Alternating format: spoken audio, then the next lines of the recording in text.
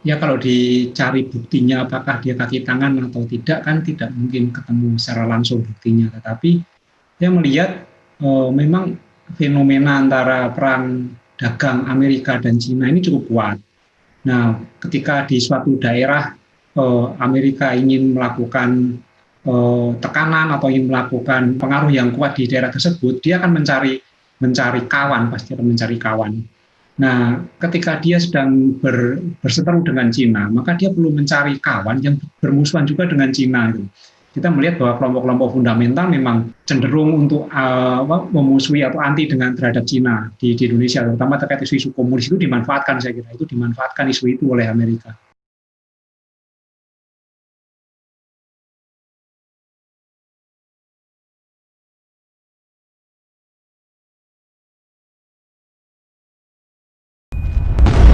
Tagar Institut, Jurnalisme dan Riset.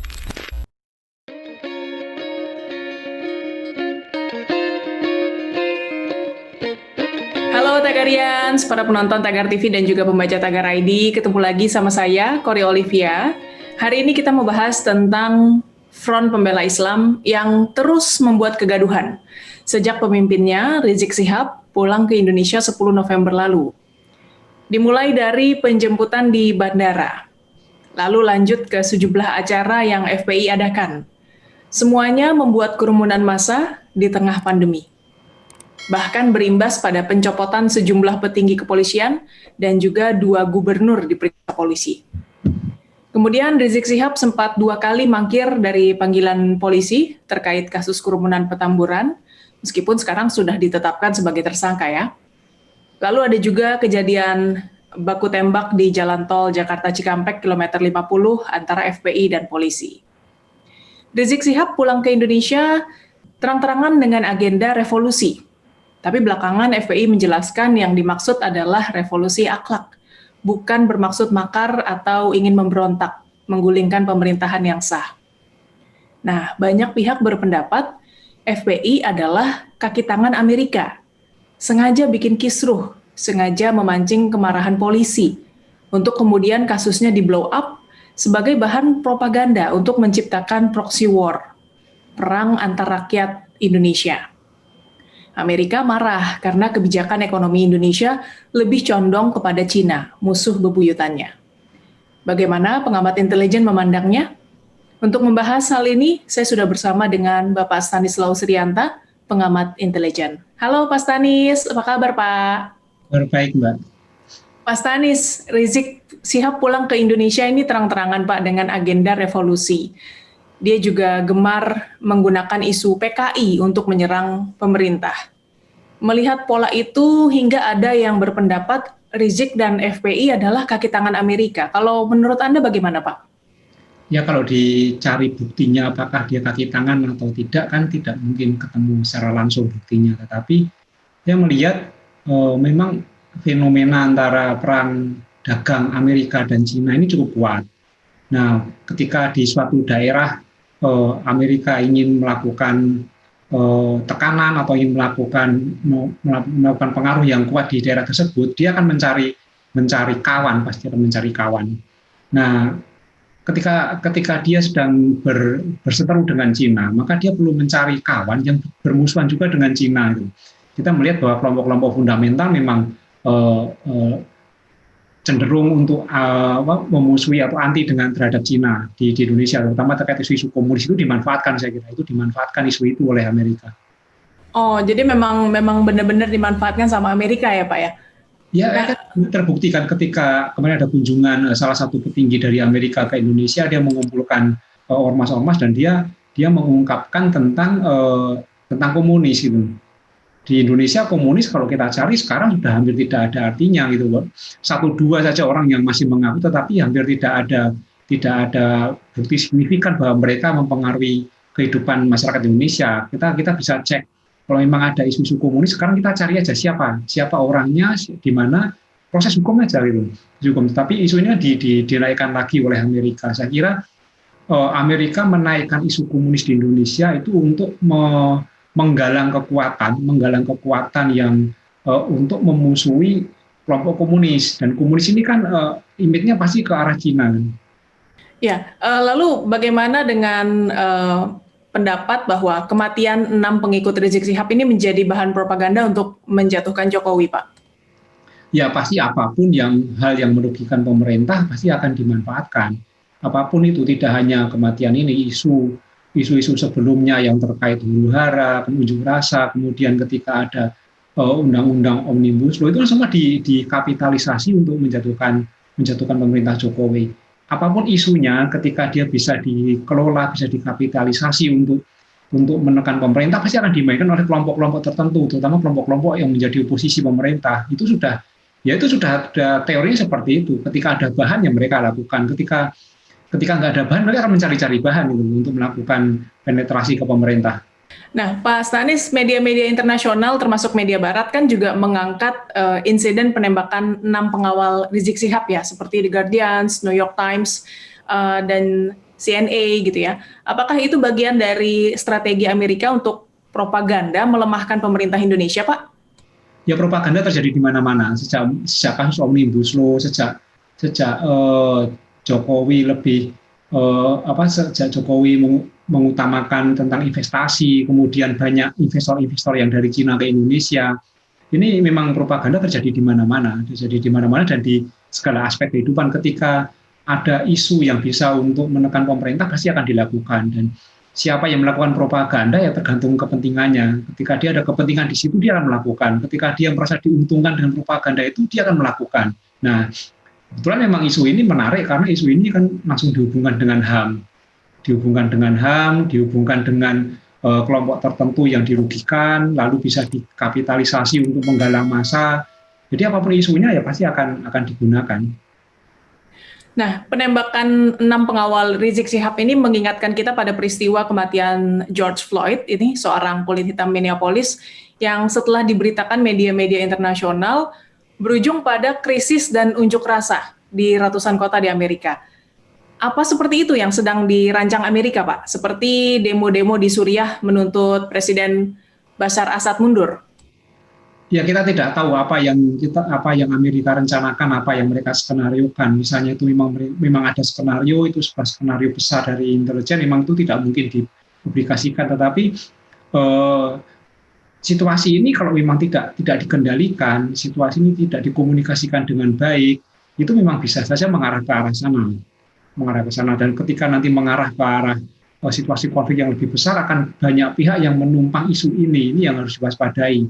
Tetapi saya yakin bahwa isu ini kan sebenarnya bukan isu yang seperti di Amerika, tapi ini isu memang ada pelanggaran hukum, lalu ada mau penetapan tersangka, ada pembuntutan, lalu dampak dari pembuntutan tersebut terjadi insiden tersebut. Nah, insiden ini kan masih diselidiki. Kita belum tahu sebenarnya fakta yang sebenarnya seperti apa. Memang dari bukti-bukti Polda Metro Jaya memang buktinya lebih kuat karena bisa menunjukkan senjata api, kemudian dia bisa menunjukkan kemarin mengekspos bahwa salah satu korban itu tangannya ada jelaga. Jelaga itu kan dampak dari tembakan di pistol yang dia genggam, revolver itu kalau ditembakkan dia nanti akan menuju jelaga karena kan sangat dekat MSU-nya itu. Nah, itu sebagai bukti yang dipegang oleh Polda Metro Jaya. Kita masih menunggu bukti yang akan dirilis seperti CCTV sebenarnya. Nah, dalam kasus ini memang sebaiknya ya kita melihat bukti-bukti yang ada. Jika FPI mempunyai bukti yang valid, yang bisa membantah dari bukti-bukti yang disampaikan Polda Metro Jaya, sebaiknya disampaikan. Jadi saat ini memang mekanisme yang paling tepat adalah mekanisme hukum, tidak perlu merambat ke masalah lain atau mekanisme aksi jalanan, dan itu tidak perlu, itu tidak akan menyelesaikan masalah dulu.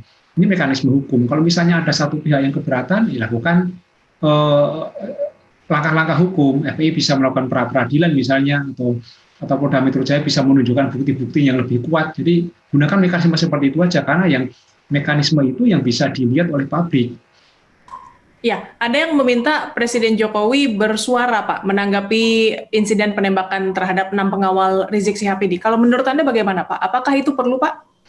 Saya kira tidak semua masalah harus disuarakan oleh Presiden. Nanti Presiden punya menteri, punya perangkat seperti Kapolri, punya Menko Polhukam, itu kan bisa menjadi perangkat dari Presiden untuk menyelesaikan masalah tersebut.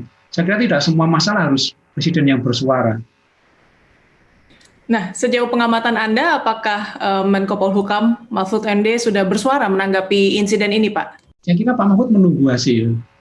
Jadi harus menunggu hasil dari investigasi yang dilakukan oleh Polri sendiri, kemudian Komnas HAM juga melakukan investigasi. Itu harus ditunggu hasilnya, karena kalau bersuara tanpa menunggu hasil juga akan lebih repot. Ya, yang kita tahu kan Kepala Staf Kepresidenan Muldoko sudah bersuara ya Pak ya menanggapi insiden ini. Apakah itu saja sudah cukup, Pak? Saat ini sudah cukup, kecuali nanti ditemukan bukti-bukti baru yang bisa mengubah persepsi orang, bisa mengubah pandangan orang, itu perlu nanti bersuara lagi. Mengenai kematian 6 pengawal Rizik Syihab, FPI dan polisi kan sama-sama mengklaim pihaknya diserang lebih dulu ya. Apa saran Anda untuk pemerintah dalam menyelesaikan kasus ini, Pak, agar tidak menjadi api yang membesar dan membakar negeri ini? Ya, ini harus diselesaikan, masalah ini harus dibuka secara terang benderang sebenarnya apa kasus yang terjadi. Memang saat ini yang bisa menunjukkan bukti kuat masih Polri. Polri menunjukkan bukti kuat adanya senjata yang diklaim bahwa itu milik FPI, kemudian ada bukti jelaga di tangan salah satu korban. Ini kan bukti yang kuat, apalagi Polri juga menunjukkan voice note rekamannya yang diedarkan ke publik. Ini bukti-bukti yang dimiliki oleh Polri saat ini. Nah, kita tunggu aja bukti-bukti dari FPI. Jadi silang pendapat seharusnya tidak terlalu gaduh di media sosial, di media mainstream, supaya ini tidak membuat situasi lebih ricuh. Selesaikan saja di mata hukum, kemudian dilakukan investigasi sebenarnya apa peristiwa yang terjadi, lalu kalau hasilnya sudah keluar diekspos saja. Kalau misalnya ada pihak yang salah, sudah ditindak secara hukum. Ada saran Pak untuk masyarakat dalam menyikapi konflik ini agar tidak terprovokasi, tidak tersulut emosi? Tunggu saja hasil penyelidikan dari investigasi dari Polri dan Komnas HAM. Lalu apa statement dari pemerintah itu yang harusnya disikapi, karena ini kan negara hukum. Kita hidup di Indonesia, kita harus taat pada negara Indonesia, ada hukum yang berlaku di sini. Polri harus bekerja secara profesional, Komnas HAM profesional, tetapi sebagai masyarakat kita harus taat kepada aturan.